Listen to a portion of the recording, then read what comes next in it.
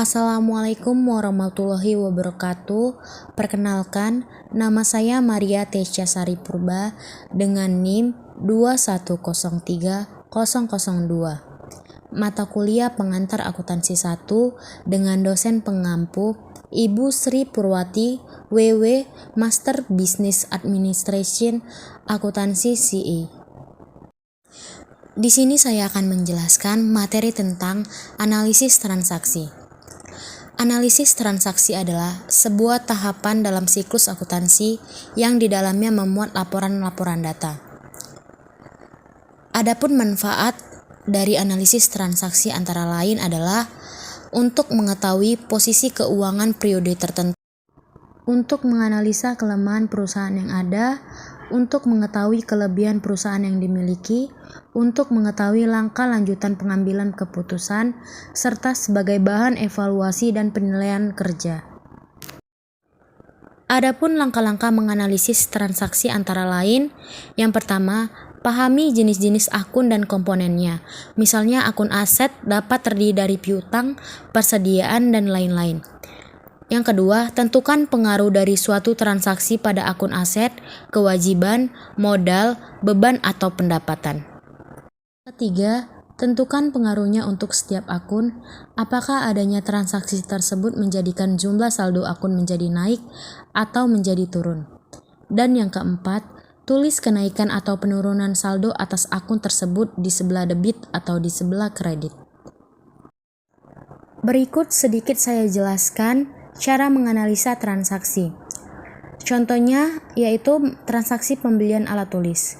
Yang pertama, transaksi yang memengaruhi harta saja.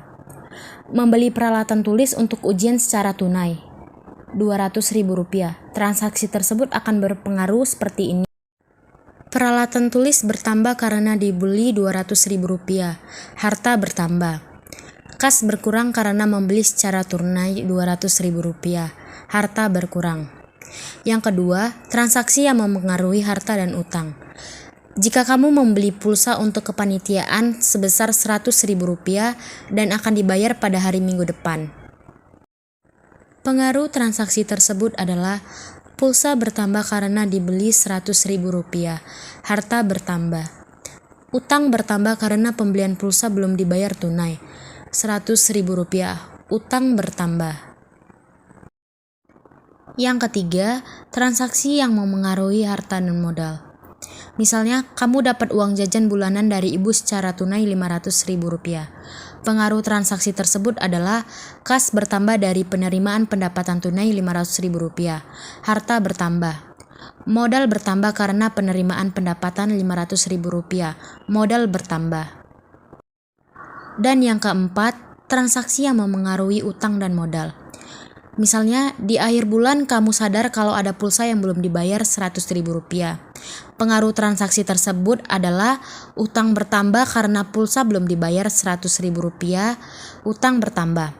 Modal berkurang karena munculnya biaya Rp100.000. Modal berkurang. Dalam analisis transaksi, terdapat buku besar. Buku besar adalah buku yang berisi kumpulan data transaksi historis yang termuat di jurnal umum dan jurnal khusus. Fungsi buku besar antara lain adalah sebagai alat untuk meringkas data transaksi yang telah dicatat dalam jurnal umum, sebagai alat untuk menggolongkan data keuangan, serta dapat untuk mengetahui jumlah atau keadaan rekening atau akun yang sebenarnya apakah ada perbedaan atau tidak, sebagai alat penggolongan transaksi yang ada atau telah dicatat dalam jurnal. Dan yang terakhir, sebagai bahan atau informasi untuk menyusun laporan keuangan. Macam-macam buku besar. Macam-macam buku besar dapat dibedakan berdasarkan fungsinya, yakni buku besar umum dan buku besar pembantu. Buku besar umum merupakan buku yang berisi catatan transaksi keuangan berupa perkiraan pada suatu periode tertentu seperti kas, piutang usaha, persediaan utang usaha, dan modal. Yang kedua, buku besar pembantu. Sementara buku besar pembantu atau sering disebut tambahan merupakan sekelompok rekening yang khusus mencatat rincian piutang dan utang usaha yang memberi informasi secara mendetail.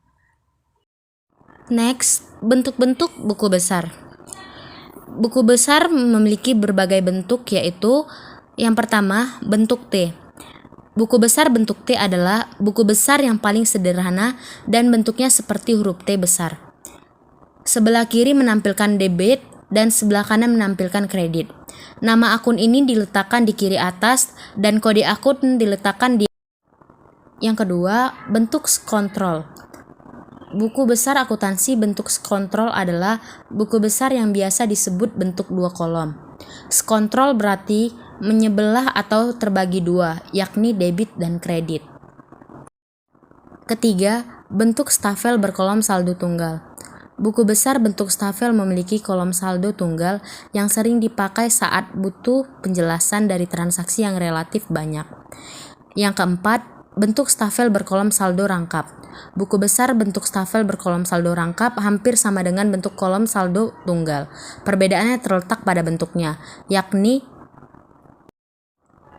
Kesimpulan dari materi tersebut adalah, di dalam berbisnis tentu saja selain memperhatikan strategi bisnis, modal usaha, kegiatan operasional atau kegiatan promosi produk, maka tentu saja juga perlu sekali untuk membuat dan memperhatikan analisis transaksi yang ada dengan metode akuntansi, di mana kegiatan pembuatan analisis ini sendiri bisa dijadikan catatan laporan bisnis dan usaha untuk memantau status keuangan perusahaan. Analisis transaksi dalam akuntansi merekap berbagai data keuangan perusahaan mulai dari pemasukan, pengeluaran, perbelanjaan, dan banyak lagi. Sekian paparan materi tentang analisis transaksi. Saya Maria Tasya Saripurba mengucapkan banyak terima kasih. Wassalamualaikum warahmatullahi wabarakatuh.